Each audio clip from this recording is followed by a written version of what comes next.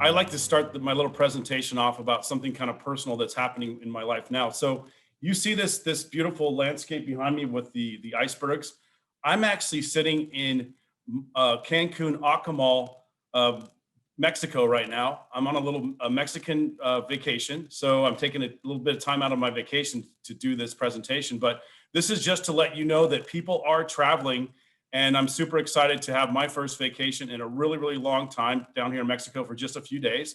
But I'm here to talk to you about Quark Expeditions and the polar regions that we visit here at Quark. And I kind of started my career in the travel industry working for a large cruise line called Carnival Cruise Lines. And then I kind of whittled my expertise down. And for the past 10 years or so, I worked with a company called Uniworld River Cruises and another terrific company called Alma Waterways, both amazing river cruise companies.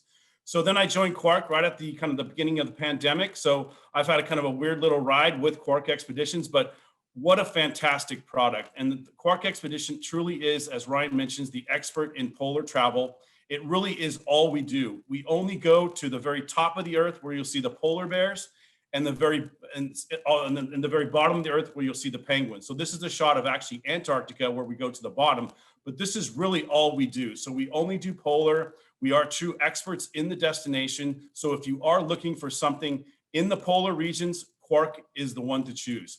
So some of the polar first, we're the very first company to take travelers to the geographic North Pole. Yes, that's our 50 years of victory. That is a working Russian nuclear icebreaker.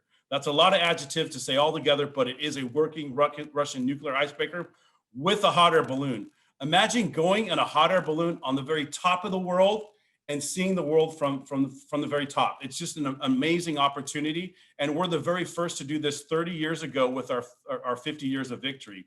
Someone said one time, this is the ultimate Instagram post, going to the North Pole up in a hot air balloon, an amazing opportunity. And this is what Quark does. So we also do some other regions, which I will talk about, but this is really the pinnacle. So again, the very first company to take travelers to the North Pole is really kind of our benchmark. Doing it 30 years, it's really all we do. So we only do polar. So as I mentioned before, we just do the very top of the earth, which is the Arctic, and then the very bottom of the earth was the Antarctic. And we do this clearly during different seasons. So during our summertime, which goes from about March till about September, we're in the north. We're actually in the, we're in the north, where we're actually in the warmer part of the earth. This is the Arctic region.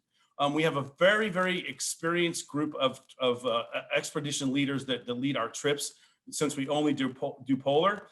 Since we only do polar as well, we also have very, very great educational opportunities on board the ship.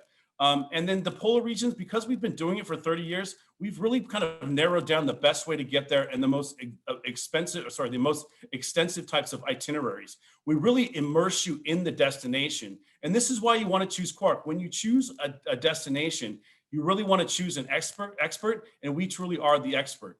We deliver very innovative itineraries because, again, this is all we do. Very small ships. So when you are going to the polar regions, you want a smaller vessel. You want a ship that's under 200 passengers. Each and every one of Quark's ships is under 200 passengers. You'll get ships that are over 200 passengers. They're limited to the amount of landing sites. That's the places they can get off the ship. If you're over 500 passengers, these types of cruise lines don't even get off the ship. So these are your larger cruise lines that you'll basically just wave to the penguins. You won't be able to see the polar bears at all. We're very focused on our sustainability. So this is something very important to Quark from the very, very beginning. So we want to make sure that we take care of these very delicate regions that we cover. Every single expedition leader is an expert. So we have a broad range of expedition leaders. I kind of call them kind of the adventure leaders are kind of like the adventurers. These adventure leaders, you'll have the biologists, you'll have the botanists, the Avengers, that's the term I was thinking of, the biologists, the botanists, you'll have the glaciologist, the historian. So these folks are on board the ship and part of our staff and are true experts. In fact, most of our expedition leaders have been on over 200 expeditions. When you call my reservation staff, my staff that kind of handles all of our operations in Toronto, Canada, where my home base is, all of our staff has also been on board. So you really are getting an expert. So when your travel advisors call us to find out information about your trip, you're getting that expertise. And we do offer a broad range of what we call adventure options. These adventure options are amazing different things like paddle boarding, overnight camping, skiing. We have these beautiful new helicopters are going to be operating, which I'll talk about too. So heli skiing, heli landing, heli trekking, all kinds of amazing adventure options, which I'll chat a little bit about. So, but really the backbone of Quark Expeditions is our expedition staff. On the left, there's a shot of Acacia Johnson. She's actually a world-renowned photographer. She shoots photographs for National Geographic. She's one of our expedition leaders. As I mentioned before, our expedition leaders have been on over 200 expeditions each. That's quite a bit of experience. So that's really what you want when you're talking about going on an expedition trip. So what type of travelers travel to the polar regions? You're thinking about, well, is this something that I want to do? We've kind of boiled it down to 4 different types of travelers. With our 30 years of experience, we've kind of figured out what the type of travelers we have going on our ships. We kind of take a poll, we see what we have. And these travelers could be, first of all, is the checklisters. The checklisters are travelers that have been just about everywhere in the world. They want to see northern lights. They want to see polar bears in their own environment. They want to smell what penguins smell like. They want to feel that, they want to see the North Pole. They want to go to the South Pole. So these are our checklisters. They want to see the beautiful Earth that we have. The next one would be our escapists. These are the folks that kind of just want to unplug from it all. They want to reconnect with themselves. They like to get pampered, but they really just want to unplug from their everyday life and just escape from everything. You know, you can't, when you're talking about the bottom of the world and the top of the world, this is really escaping from it all. Then we have our learners. These are folks that just read the brochure cover to cover. They read the internet, you know, look at every single aspect of the company. They want to be with like-minded people. They tend to be a little bit more seasoned. They've done a lot of traveling, but they really want to be with people that also want to learn too. These travelers really aren't motivated by much adrenaline. They could be, but they often appreciate the more intimate experience of a small ship like Quark offers.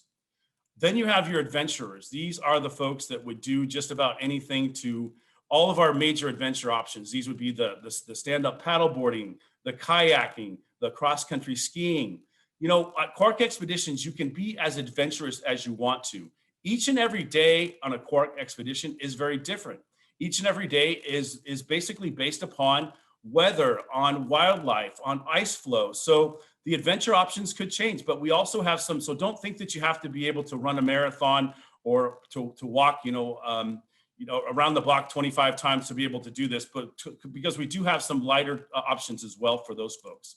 Photography is also quite popular too. So if you do like photography, a great place to do that is in the polar regions. So now let's talk about the destinations themselves. Let's kind of drill down a little bit more about where we cover. Now, when I first started with Quark Expeditions, I knew the Arctic was on the top of the world, but I didn't really know much about it. So I really had to dig deep and really understand the region that we cover, that we call the Arctic. So if you see the bottom of your screen here, the bottom right of your screen, which I'll kind of zero in here, this is the Arctic, obviously the top of the world. So this is where we operate during our summertime.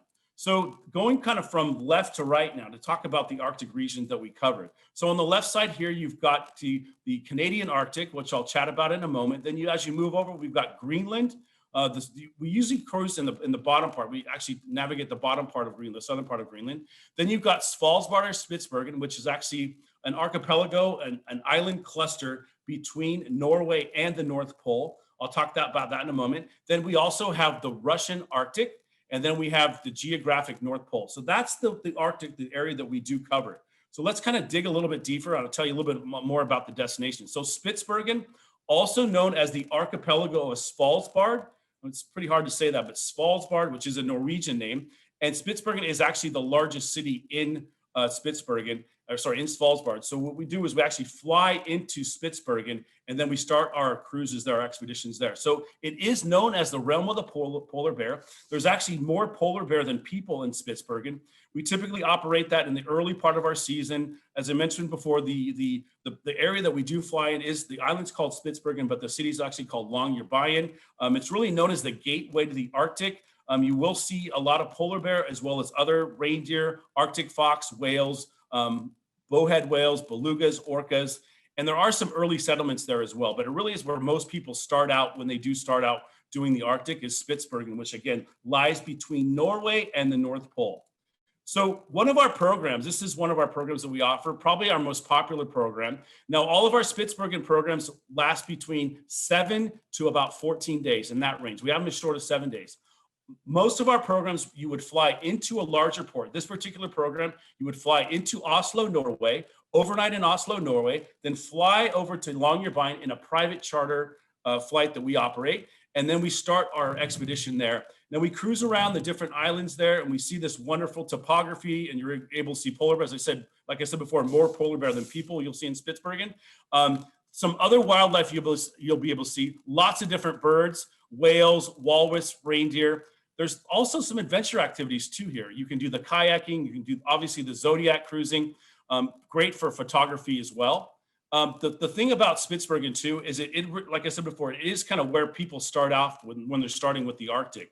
Again, you'll see the walrus, the polar bear, and again, the bird life. Now, each and every day, as I said before, is very different on an expedition cruise with Quark. As you see on the left side, that's one of our Zodiacs. So you would, in the morning after breakfast, you would board one of the Zodiacs. Half of the people on board the ship would go on either a Zodiac excursion. The other half would actually go on a Zodiac excursion to actually land, a landing. So they'd be off the ship and different levels of activity there may be a hike. In Spitsbergen also, you're able to see some ancient whaling stations too, which are also pretty neat. The topography there is magnificent and great for photography. Also in Spitsbergen, the time to cruise to Spitsbergen and visit Spitsbergen is May to July. So a little bit earlier in the season. Now it's when the pack ice, there's more ice. That's the best time to see polar bear because they're moving around on the ice. Now the polar bear aren't just in Spitsbergen. The polar bear are in the whole Arctic, which I'll chat about in just a moment. Next is Greenland, which has become super, super popular. Some facts about Greenland. It's known as the Patagonia of the North. You'll see some of the largest icebergs in the world there. There's some history there as well with Eric the Red and the Vikings. Some folks liken the Greenland to Game of Thrones / Lord of the Rings, that amazing topography and landscapes. Also, lots of different wildlife you'll see there too. You will see some polar bear, you'll see some muskox, you'll see some beluga whales, narwhal, you'll see these amazing creatures called narwhal if you're lucky, and the bird life too. This particular program, our Greenland Adventure Program, starts in Reykjavik. So you'd fly to Reykjavik, then we take you by private charter flight down to Narsarsuaq, and then you would do a 7-night cruise around the southern part of Greenland. We also have them longer, 10 nights and 14 nights as well. So some of the great things about Greenland too to see are the different communities too. So not only where Spitsbergen really doesn't have a lot of cultural and community opportunities, Greenland has these cultural opportunities where you will be able to visit with the local Greenlandic folks, the Inuit people. There are these, you'll be able to do perhaps some shopping and learn about their history. So again, there is some things to do there. There's also some amazing fjords, and these fjords are some UNESCO World Heritage Site fjords. The capital of Greenland, just a little nugget there, is called Nuuk, N-U-U-K. But this program, our Greenland Adventure Program, is going to be done on a brand new ship called Ultramarine, which I'll chat about in a moment. Some of the adventure options we offer in Greenland, a little bit different than Svalbard. We don't do camping in Svalbard, Spitsbergen, because there's lots of polar bears, so it's a little bit dangerous. But in Greenland, there are some polar bear areas, but the places we do the camping, there are no polar bears. You can also do paddle boarding and paddling, and then some other really amazing adventures. When you are doing the camping too, you're gonna mix with some local people and be able to have some local cuisine. In fact, I saw a video where we actually do some fishing, bring in some salmon, some fresh salmon, and we cook those salmon for you. The wildlife there is amazing. You'll also be able to see the northern lights a little bit later in the season, and there's more muskox in Greenland than anywhere else in the world. So when's the best time to go to Greenland? From July to October. So kind of towards the later part of the season, but Greenland really is a great option. For those people who have maybe been to Iceland before, this is an amazing part with a lot more going on than Iceland. So a really, really great option for you. Now, one of my favorites is the Canadian Arctic, known for its wild landscapes and also indigenous people as well. So this is actually the largest province in Canada. So it lies above the rest of Canada. It was only named in 1999, and it's actually called Nunavut, which is an interesting name, Nunavut, N-U-N-A-V-U-T. You'll see Baffin Island. There's actually some history here too, because this is where the failed Franklin expedition, the Northwest Passage, they call it, where Franklin was trying to get to the other side of the earth, and by not going around around South America by going the northern region. So there's amazing history there too. Also, this is probably the most biodiverse area in the Arctic, would be the Canadian Arctic. So this particular program is our Arctic Express program, 9 days. You would fly, again, similar thing, you would fly into, actually this one's into Toronto, and then you would fly from Toronto into a little spot called Resolute. So you would start your cruises, and most of our cruises in the Canadian Arctic start in Resolute. Interesting fact about Resolute. Resolute is actually named after one of Franklin's ships. It's actually the wood from the Resolute is actually the wood you'll see in the White House. So Joe Biden, when he is in the White House, he's sitting behind the Resolute desk of the wood that was made for the United States in the White House. So it's a really interesting fact, but there's a lot of really cool things. So I hope you go back and take this information and really dig deeper. One great thing about the places we visit, there's so much history and so much information. I can't talk about it all in 30 minutes. So this particular program is a 7-night program. Again, it's a wonderful program. Some more facts about the Canadian Arctic. Some very, very rugged landscape. Think of more movies from Mars, unearthly landscapes, cultural opportunities, biodiversity. Again, you'll be able to see lots of different animals there too. And then the local people. So you'll also see the walruses and some local artifacts and different types of historic things as well. And then the beluga whales, the polar bears also get over there too. So the polar bears kind of mingle around everywhere, and lots of different whales you'll be able to see there too. The best time to visit the Canadian Arctic is later in the season. Again, you'll be able to maybe catch the northern lights is August to September. Next, I'll talk briefly, because we only have 2 of these, is the very, very remote Russian Arctic. Mysterious, Soviet history, very little human footprint. The last major undiscovered territory on Earth. Think of it as a polar desert. It's, again, an archipelago, lots of different islands to see. This particular program, we only operate these twice a year. So again, really on that bucket list, those people have been all over the world, a great option for them. It's about 2 weeks long, 16 days. This is on our small ship, which we call the Ocean Adventurer, less than 150 passengers. We do it twice a year. So less than 300 people get to visit this amazing destination. So very remote, 100% chance of seeing polar bear here. Really an amazing destination. You'd fly from Helsinki, where you overnight, then fly into Murmansk, which we would take you on a private charter flight. And then we cruise the archipelago Franz Josef Land, Serenaya Zemlya, Novaya Zemlya. Those actually mean new land and northern land, if you didn't know that in Russian. Again, another little factoid to check out.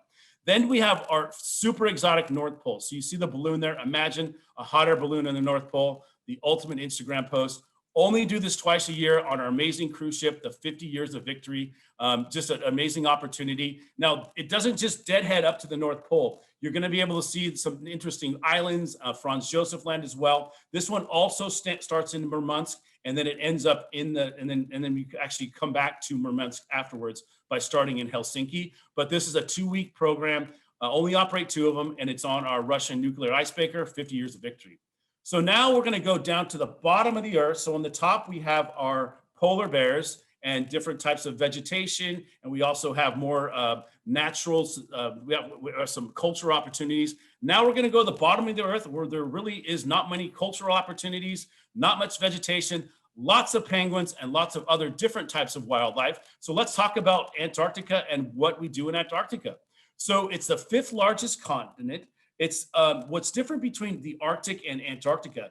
Antarctica is actually a continent. The continent of Antarctica is surrounded by an ocean, okay, the Southern Ocean, where the Arctic is actually, the North Pole is actually a big pad of ice surrounded, or ocean, surrounded by continents. So a total different, people think that they're similar. There are some similarities, and they're both cold. In fact, Antarctica is actually colder than the Arctic because it's at elevation. The Arctic is actually at sea level, so it doesn't get as cold. Kind of an interesting little fact. The 5th largest continent, it's twice the size of Australia. When we talk about Antarctica, we mainly talk about the Antarctic Peninsula, the little finger that sticks up there. But then we also visit the Falklands in South Georgia as well, which I'll chat about in a moment. So the question is, well, Roger, how do we get there? So we get there by the very tip of Argentina. You can also get there via New Zealand. So you can get there through New Zealand, but that's a 2-week cruise. You really don't want to do that. We fly folks from either Buenos Aires, and then we fly down to Ushuaia on the very tip, or we go through Punta Arenas and we fly right into the Arctic Peninsula. So I'll talk about those in just a moment. So this is a really quick screenshot of where we go in Antarctica. So most of our programs would be flying from Argentina in Buenos Aires down to Ushuaia. Then we cross the Drake Passage, which is about a day-and-a-half cruise. We cruise the peninsula and then come back. That's really our most popular cruise that we offer. We also offer one that's a little bit longer that goes a couple more days and actually crosses the Antarctic Circle, excuse me. There's a lot of our guests that want to do that crossing the Antarctic Circle. We offer that as an option. Now, if you really want to really do the whole thing, is try South Georgia and the Falklands. This is an amazing opportunity, which I will talk about. A little bit longer. We have one that's 14 nights. We also have one that's 21 nights, the whole thing, the whole enchilada. Then we have our even shorter ones, which actually is our flying into Santiago. Then we fly down from Santiago, Chile. We fly to Punta Arenas. Your clients actually would fly to Punta Arenas. We overnight in Punta Arenas, Chile, because we're waiting for the perfect window to fly down to Elephant Island. And that's where King George Island, which is a Chilean military base where we start the cruise there. So you actually would mitigate the crossing of what we call the Drake Passage. Now, the Drake Passage is very historic. It's a passage that takes about a day and a half. Many of our guests just want to say they crossed the Drake. They love that buildup of coming across the Drake Passage and seeing the continent of Antarctica for the very, very first time. This is, again, about a day and a half trip and a day and a half back. This is really our most popular cruise that we offer. So this one, again, as I said before, starts in Buenos Aires, fly down to Ushuaia, then cross the Drake Passage. This is a 10 to 12 night program, and then come back to Ushuaia.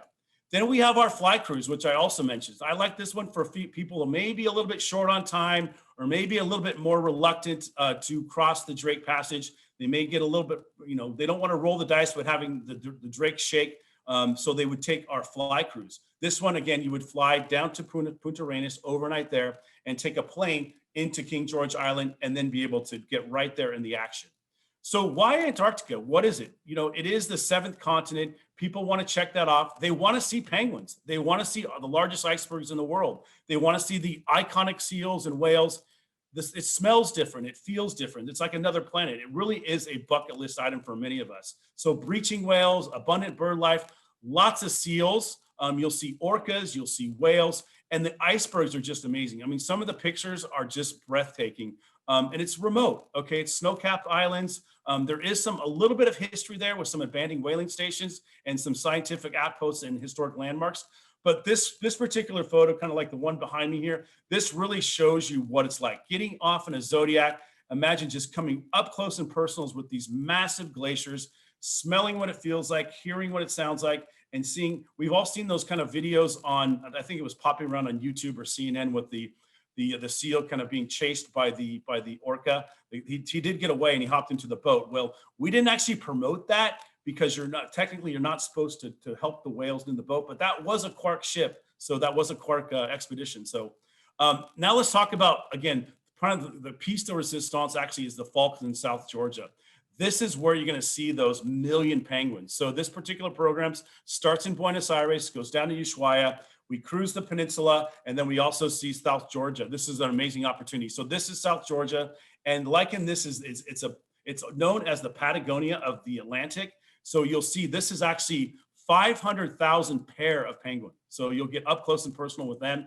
Talk about great photography opportunities. So this is our South Georgia shot. It's just an amazing place to be. So when's the best time to go to Antarctica? So talking about seasonality, in the very early season, it's known when we go down there, it's basically during our winter. So November, it started around there, and it's known as the austral summer. Austral meaning from Australia, so that's their summer, so it's basically our winter. So during the austral summer, in the very beginning, the icebergs begin to melt, the awakening of the icebergs. So the animals are just starting to wake up, the nesting is starting, the penguins are starting to build their nest. The icebergs are massive. In one word, white. That's white in all caps, just massive. Then as we get into the mid-season, which is our high season, the icebergs start to melt a little bit off. You have 20 hours of daylight. Those penguins that were nesting before are beginning to hatch. They grow really, really fast. The glaciers are most active. So there's lots of calving going on. it could be 35 degrees. So it's quite warm there. So then as you get into end of season, this is February through April, this is where the pack ice is coming back. The wildlife is actually most prevalent then. So the seals are hunting, the orcas are hunting, lots of different penguins are running around. Interesting part about penguins too. In Antarctica, you'll see 8 of the 18 species of penguin in Antarctica that live on the globe. You'll also see 7 different species of seal also in Antarctica, from Weddell seals to crab eaters to leopard, elephant, fur, Ross seals as well. You'll also have the opportunity to see some albatross too, some amazing bird life as well. So let's talk briefly about our expedition fleet. So we have a different range of different types of ships that we offer. From our 50 Years of Victory, our Russian nuclear icebreaker that does the North Pole. Then we have our more expeditions types of ships. This is actually our Ocean Diamond, our very fast, our fastest ship. All of our ships are ice-rated ships. So when you are working with Quark, you're not working on a regular cruise ship company. These are all ice-rated vessels that are built for the polar regions. Then you have your Ocean Adventurer, which is a guest favorite and also a staff favorite. Smaller ship, only 128 guests. She's really small and nimble and able to get in some of those really unique spots. So now as you kind of move from right to left on your screen there, now we're getting to more our luxury vessels.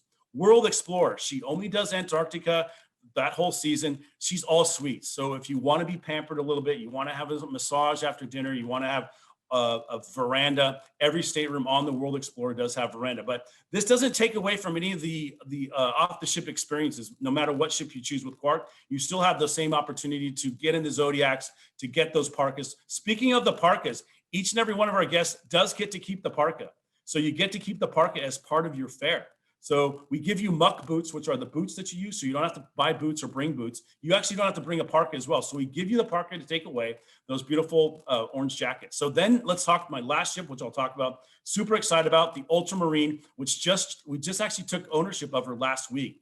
So she has 2 twin-engine helicopters, super unique to the polar region. She also has 4 Zodiac launch bays. So let's talk about the helicopters real quick. Every guest is able to use a helicopter. Yeah. Just one real quick thing. We've got only about 2 minutes left, and I wanted to make sure you captured everything you wanted to cover, and you may need to go a little faster on some things. Just wanted to let you know. Thanks, so appreciate that. Okay, I'm going to speed it up here. 2 twin-engine helicopters. We got Zodiacs right at water level, which are amazing. She's only 199 guests. Luxury ship, so all suites as well. Again, she'll have the spa, the fitness facility, some of the amazing options. But I can't speak enough about the helicopter options. Each and every guest will be able to do the heli skiing. Sorry, the heli seeing, heli flying. You'll be able to get in a helicopter and see the destination. So we also have some other adventure options, which I'll talk about briefly. These ones are included options. So the heli flight scene, that's what I was looking for. The polar plunge. All the off-the-ship experiences too, when you're getting off the ship doing hikes, and then the Zodiac cruising. Some of the ones that a little bit more exotic will be the paddle boarding, some of the trekking expeditions, the mountain biking, and then the overnight camping as well. And then lots of different paddling options. And I can't say enough about the overnight camping. We do that in certain regions. We do that in Greenland, and we do that in Antarctica. We don't do it in Svalbard, Spitsbergen, because the polar bears, a little bit dangerous there too. But lots of different paddling options as well. Back to another shot with the helicopters. As you can see, I like the helicopters. So we are the only guys to do that. So a little bit about some of the offers that we have right now.